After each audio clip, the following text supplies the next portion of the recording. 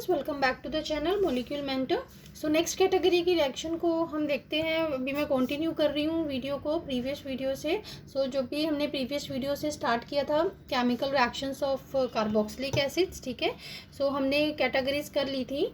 ये वाली एक बार दोबारा से रिकॉल करवा देती हूँ आपको कि जिसमें OH बॉन्ड की क्लीवेज होती है वो रिएक्शंस हमने स्टडी कर ली थी, और जिसमें CO बॉन्ड की क्लीवेज होती है यानी कि OH ग्रुप जो है वो इन्वॉल्व होता है, तो वो रिएक्शंस हमने स्टडी कर ली थी। थर्ड कैटेगरी को अब हम स्टार्ट करते हैं इस वीडियो से। This is the reactions involving the COH group. First of all देखो, इन रिएक्शंस में जो कार्बोक्सिलिक एसिड है वो पूरा का पूरा ग्रुप जो है दैट इज इन्वॉल्व, ठीक है। पूरा ग्रुप इन्वॉल्व है, so that's why that is taken in the different category. First is reduction.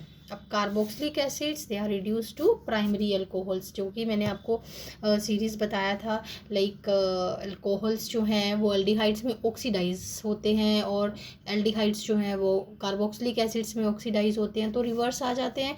Carboxylic acid जो है वो रिड्यूस होते हैं एल्डिहाइड्स में, then they are reduce to alcohols, ठीक है। ये तो बेसिक सा आइडिया है।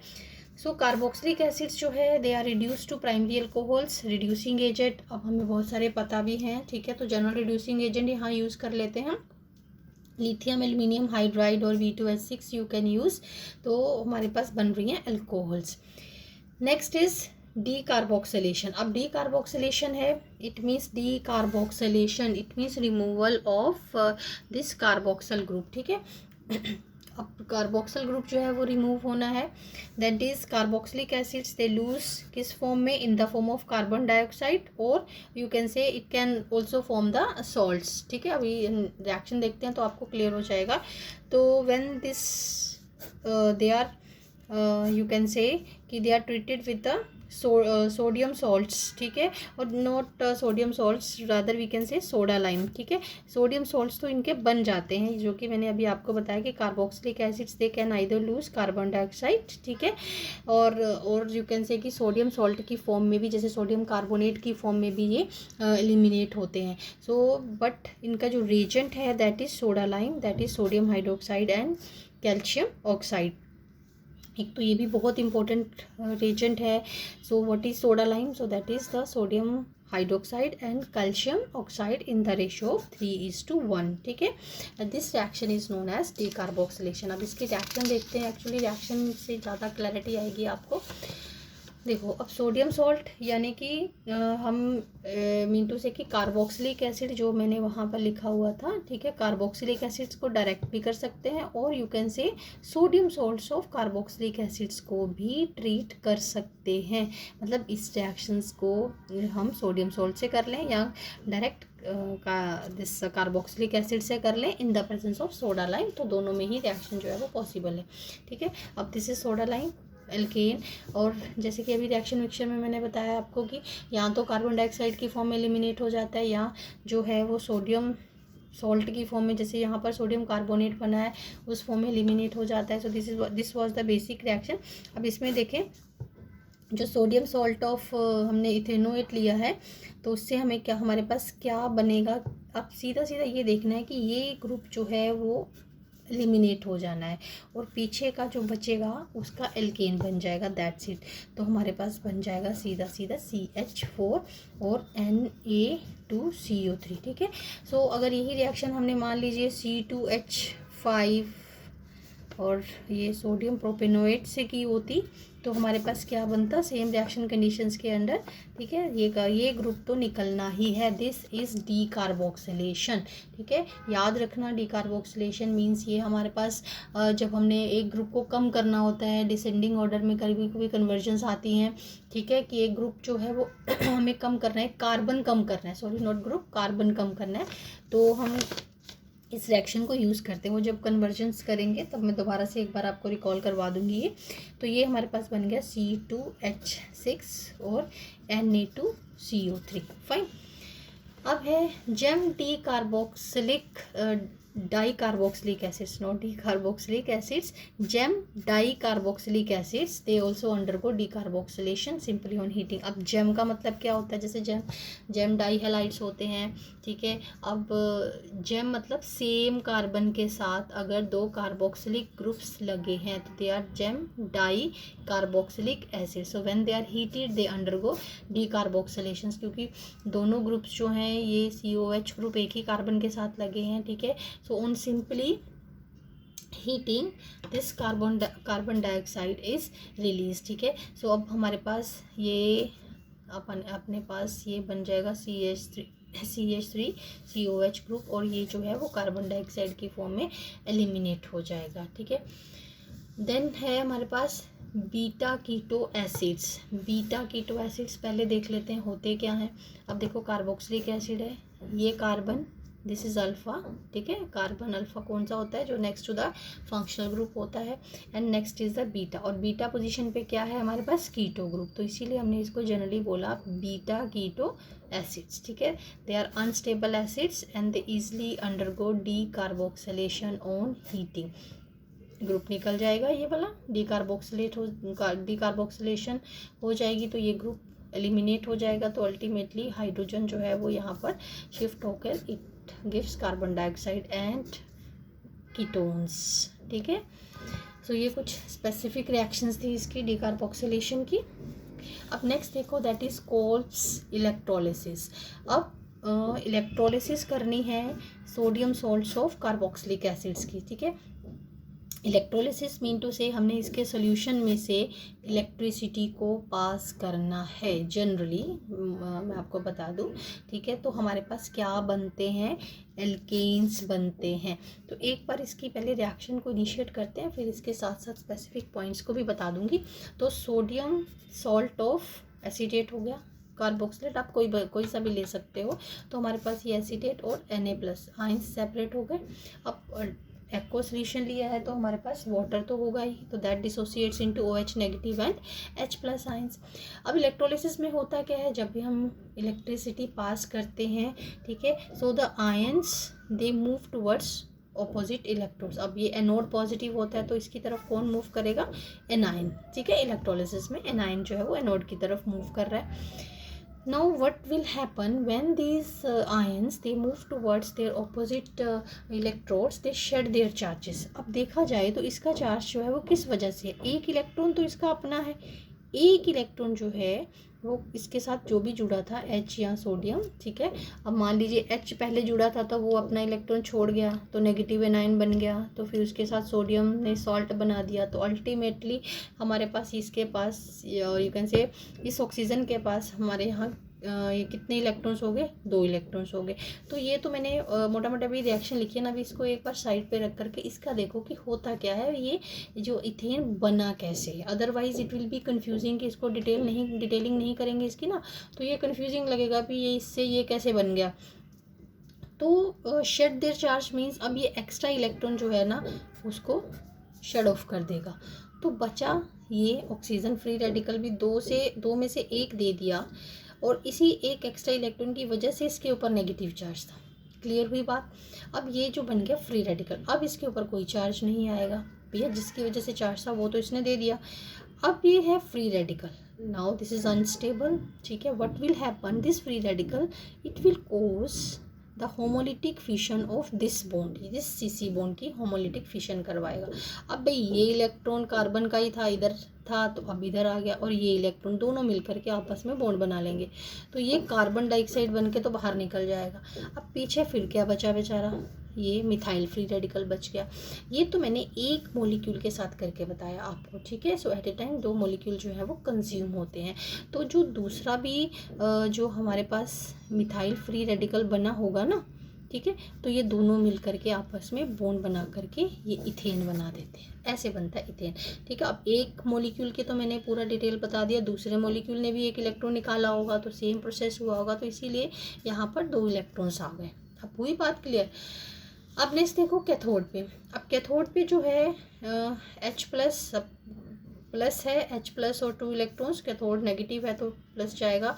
अब इसमें कंफ्यूज मत होना कि भाई सोडियम क्यों नहीं गया, ये मैंने इलेक्ट्रोकेमिस्ट्री में आपको बहुत अच्छे से टॉपिक को समझाया है, ठीक है, जहाँ पर कंपटीशन होता है और यू कैन से कि कौन सा जो एनाइन है पहले जाएगा अगर दो कंपटीशन ऑफ यू कैन से आयंस, ठीक है, which will move faster and towards the this electrodes, ठीक है।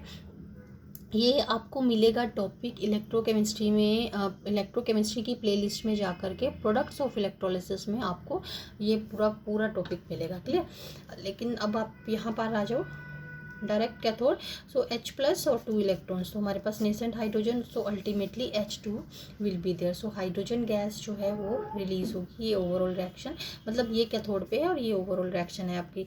Sodium salt of ethanoate, water, ethane और कार्बन डाइऑक्साइड, सोडियम हाइड्रोक्साइड और हाइड्रोजन, ठीक है। सो ये this was the Kolbe's electrolysis. So next reaction देखें जो कार्बोक्सिलिक एसिड देते हैं, जिसमें इसका पूरा का पूरा COH ग्रुप जो है वो इन्वॉल्व होता है। ये भी हमने रिपीटेड रिएक्शन है, मीन्स हमने किस में की है, ये आपने की है, ये हमने हेलो एल्केन्स में, ठीक है, उनकी methods of preparation of haloalkanes में की है। That is also very very important naming reaction. So silver salt of carboxylic acid को जब हम ब्रोमीन और CCl4 से रिएक्ट करवाते हैं तो ये पूरा का पूरा ये वाला ग्रुप जो है decarboxylate means in the form of carbon dioxide, ये ख़त्म हो जाता है, इवोल्व हो जाता है, मीन टू से यहाँ से तो ख़त्म हो गया ना, और ये यहाँ जो है Br है वो इसके साथ लग जाता है। सो हेलो एल्केन्स की ये मेथड्स ऑफ प्रेपरेशन भी है। सो इसमें CO ग्रुप इन्वॉल्व है, तो ये हमारी CO कार्बोक्सिलिक एसिड की रिएक्शन भी है, one of the. Then reduction to alkanes, that is also very very important, reduction to alkanes। अब देखो carboxylic acids in the presence of HI and red phosphorus that directly gives, that undergo reduction and directly gives alkanes। अब देखो ये वाला CH3 तो है ही, अब ये वाला C भी जो है वो CH3 में कन्वर्ट हुआ, यानी कि सारे के सारे ऑक्सीजन निकल गए, रिडक्शन हो गई, रिमूवल ऑफ ऑक्सीजन और you can say addition of hydrogen, ठीक है, तो इथेन बन गया, then water and then iodine की फॉर्म में ये रिलीज हो गया। देन नेक्स्ट हमारे पास है formation of amines, that is also very very important reaction कि अमीन्स कैसे बनते हैं इससे। अब that is reaction with N3H। अब N3H के साथ जो रिएक्शन है that is hydrazoic acid N3H, यहाँ लिखा भी है मैंने। So primary amines containing 1 carbon atom less, एक कार्बन एटम उनसे कम होगा when carboxylic acids they are release with they are react with hydrazoic acid. अब कैसे होगी ये रिएक्शन, देखो पहले अब देखो ये 2 कार्बन है हमारे पास एसिटिक एसिड में, तो हाइड्रोक्लोरिक एसिड के साथ रिएक्ट करेगा, ये वाला कार्बन तो इन्वॉल्व यानी कि ये निकल जाएगा इन द फॉर्म ऑफ CO2। ये अमीन्स में एक कार्बन कम वाला अमीन बनेगा, कि 2 कार्बन है तो 2 कार्बन वाला नहीं बनेगा हमारे पास, क्योंकि ये कार्बोक्सिल ग्रुप तो इन the form of carbon dioxide जो है वो निकल गया, तो पीछे बचा CH3, यानी कि जो भी आपने लिया है ना दिस कार्बोक्सिलिक एसिड, उससे एक कार्बन कम वाला अमीन हमारे पास बनेगा। तो इसको स्मिथ रिएक्शन भी कहते हैं, ठीक है। This is the direct reaction for the formation of amines from carboxylic acids but with 1 carbon less. अब इसमें देखो एरोमेटिक हो गया, बेंजोइक एसिड है अगेन हाइड्रोजोइक एसिड के साथ, तो ये डायरेक्ट क्या बना देगा, aniline. So that's why this is important reaction for conversions also. Then reaction with diazomethane CH2N2। So diazomethane के साथ इसकी रिएक्शन है। So CH2N2 that undergoes condensation with carboxylic acid to give esters। अब ये क्या करेगा, N2 रिलीज हो जाएगी और ये वाला जो ग्रुप है यहाँ पर आ जाएगा, ठीक है, और H तो CH3 बना देगा, N2 जो है वो रिलीज हो जाएगी डायरेक्टली, ठीक है। So this is also the important reaction. So ये सारी रिएक्शंस थी हमारे पास, reactions which involve the whole COOH group. अब नेक्स्ट देखते हैं that is reactions due to alkyl groups. अब जो भी उसका हाइड्रोकार्बन वाला पार्ट है ना, चाहे आपका एलिफेटिक है या एरोमेटिक है, उसकी रिएक्शंस है। सो सबसे पहले है that is halogenation. This is really very very important reaction जो भी हम करने जा रहे हैं, and this is one of the naming reaction that is Hell Volhard Zelinsky reaction और HVZ रिएक्शन। तो HVZ की शॉर्ट फॉर्म में भी ये बहुत आती है, ठीक है। सो ये मैंने स्टार बनाया है, इसको थोड़ा सा रफ हो गया आपका स्टार, लेकिन ये बहुत इंपॉर्टेंट रिएक्शन है, इसको मैं स्टार कर रही हूँ नेमिंग रिएक्शन को, ठीक है। नेमिंग रिएक्शन को सेपरेट करके लिख रहे हो ना, मैंने बताया था स्टार्टिंग से कि जब से हमने ऑर्गेनिक स्टार्ट किए, जो भी नेमिंग रिएक्शंस आए उनको आप अलग से सॉर्ट आउट कर लिया करो, ठीक है। अब होता क्या है, carboxylic acid in the presence of chlorine और bromine you can say and red phosphorus, जब इस दोनों की प्रेजेंस में कार्बोक्सिलिक एसिड को ट्रीट किया जाता है तो what will happen, alpha hydrogen. अब देखो ये अल्फ़ा कार्बन और उसके साथ जो लगे हैं ये सारे अल्फ़ा हाइड्रोजन्स, तो alpha hydrogen that gets substituted with halogen. So अब देखो इसमें 3 अल्फ़ा हाइड्रोजन्स हैं। अब फर्स्ट ऑफ ऑल एक रिप्लेस हो गया, again the reaction will continue, तो सेकेंड रिप्लेस होगा, then again the reaction will continue, तो थर्ड रिप्लेस होगा। So reaction does not stop at mono substitution but continue till all the alpha hydrogen atoms they are replaced, ठीक है। Reaction बहुत ही simple है, but name आपको ज़रूर पता होना चाहिए और बहुत बार ये पूछी जाती है reaction. Then is the next oxidation reaction. अब देखो ऑक्सीडेशन है, लेकिन हम कौन सी रिएक्शंस कर रहे हैं, अल्काइल ग्रुप्स की, ठीक है, हाइड्रोकार्बन पार्ट की। So oxidation with mild oxidizing agent such as 3% H2O2. So carboxylic acids they are oxidized to beta hydroxy acids. अब अगर हमारे पास कार्बोक्सिलिक एसिड है, अब उसकी अगर ऑक्सीडेशन कर दें, अब देखो कार्बोक्सिलिक एसिड की ऑक्सीडेशन से इस ग्रुप को तो कोई फ़र्क नहीं पड़ेगा, क्योंकि ऑलरेडी जब अल्कोहल एल्डिहाइड से ऑक्सीडाइज होता है तो लास्ट प्रोडक्ट हमारे पास कार्बोक्सिलिक एसिड ही आता है। तो होगा क्या कि जो बीटा पोजीशन पे, ठीक है, कार्बन है ना, बीटा पोजीशन पे कार्बन, उस पे जो है 1 hydrogen that will be you can say converted into OH group, ठीक है। So beta hydroxy acids will be formed. Now carboxylic acids can also be oxidize at alpha carbon atom, but आपको reagent कौन सा use करना है, selenium dioxide. अब देख लो दोनों में आप कंफ्यूज नहीं होना। अगर आप H2O2 3% यूज़ करते हो तो बीटा पोजीशन पे OH लगता है, ठीक है। और अगर आप सेलेनियम डाइऑक्साइड यूज़ करते हो तो अल्फ़ा पोजीशन पे जो हाइड्रोजन है, ठीक है, वो आपका जो क्या सेलेनियम से then keto acids they are form, लेकिन अल्फा पोजीशन पे, not hydroxy, so that was my mistake, not hydroxy group नहीं बल्कि कीटो ग्रुप आता है, ठीक है। So alpha keto group, alpha position पे जो कार्बन है, पहले वाले में कौन सा कार्बन ऑक्सीडाइज, कार्बन पे ऑक्सीडेशन हुई थी बीटा पे, लेकिन अगर आप सेलेनियम डाइऑक्साइड यूज़ करते हो तो आपका जो है वो अल्फा कार्बन जो है वो किस में कन्वर्ट हो जाता है, कीटो ग्रुप में, ठीक है। Then formic acid, this is also the important one, कि फॉर्मिक एसिड जो है on oxidation that gives carbon dioxide and water, that's it, ठीक है। सो कार्बन डाइऑक्साइड और वाटर बन जाता है जब भी हम फॉर्मिक एसिड को ऑक्सीडाइज करते हैं। तो ये रिएक्शंस तो थी कि अगर जो हाइड्रोकार्बन ग्रुप कार्बोक्सिलिक एसिड्स के साथ लगा है वो अल्काइल फॉर्म में। Now the reactions due to aryl group, so that is also you can say important one, very very important reaction की जहाँ पर सब्स्टिट्यूशन रिएक्शंस होती हैं रिंग पे, और यू कैन से रिंग सब्स्टिट्यूशन रिएक्शंस हैं ये। अब देखो हमने बेंजोइक एसिड लिया, तो सबसे पहले तो ये बता दूं कि बेंजोइक एसिड जो है this COH group that will be having the negative R effect, और ये हमारे पास कौन सा कैसा है, मेटा डायरेक्टिंग। तो अब आप देख सकते हो कि सारे के सारे जितने प्रोडक्ट्स हैं जो भी लगा है सब्स्टिट्यूशन या यहाँ पे भी हुई है वो मेटा पोजीशन पे हुई है, तो सारे के सारे मेटा प्रोडक्ट्स फॉर्म हुए हैं। अब देखो नाइट्रेशन, सिंपली जैसे हम करते हैं nitrating mixture, that is the mixture of concentrated nitric acid and sulphuric acid, NO2 is introduced, Then sulfonation, in the presence of H2SO4 fuming, sulfonic group will be introduced. ठीक है, क्योंकि ये reactions को हमने डिटेल में बहुत बार किया है तो इसमें मैं सिर्फ आपको इसके रिएजेंट्स और डायरेक्ट प्रोडक्ट्स ही बता रही हूँ. देन ब्रोमिनेशन, Br2 और FeBr3 हीट करने पर, सो ये हमारे पास मेटा, अगेन सब्स्टिट्यूशन जो है वो मेटा पोजीशन पे होगी. अब जो सबसे इम्पोर्टेंट बात जो है that is also the question of reasoning कि कार्बोक्सिलिक एसिड जो है why they do not undergo Friedel craft reaction.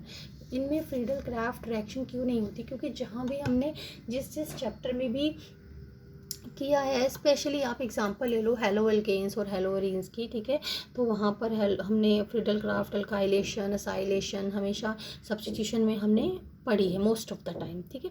But why do carboxylic acids they do not undergo Friedel Crafts reactions? Because carboxyl group जो है ना that is deactivating in nature, वो मैंने बता दिया क्योंकि इसका नेगेटिव आर इफेक्ट है. एंड द कैटलिस्ट जो है दैट इज़ एल्यूमिनियम क्लोराइड, क्योंकि फ्रीडल क्राफ्ट रिएक्शंस में जो कैटलिस्ट यूज़ होता है that is aluminium chloride AlCl3, that is a Lewis acid, क्योंकि वो इलेक्ट्रॉन डेफिशिएंट है. That is a Lewis acid that gets bonded to the carboxyl group, ठीक है. वो खुद ही कार्बोक्सिल ग्रुप के साथ जो है वो ज्वाइन कर जाएगा, बॉन्ड कर जाएगा, बॉन्ड बना लेगा, ठीक है. And simply you can write in this language that carboxyl group, first of all it is deactivating, and the catalyst which is used in the Friedel Crafts alkylation, acylation, ठीक है, that is a Lewis acid and gets bonded to the carboxyl group, ठीक है. So that's all with all the chemical reactions of carboxylic acids.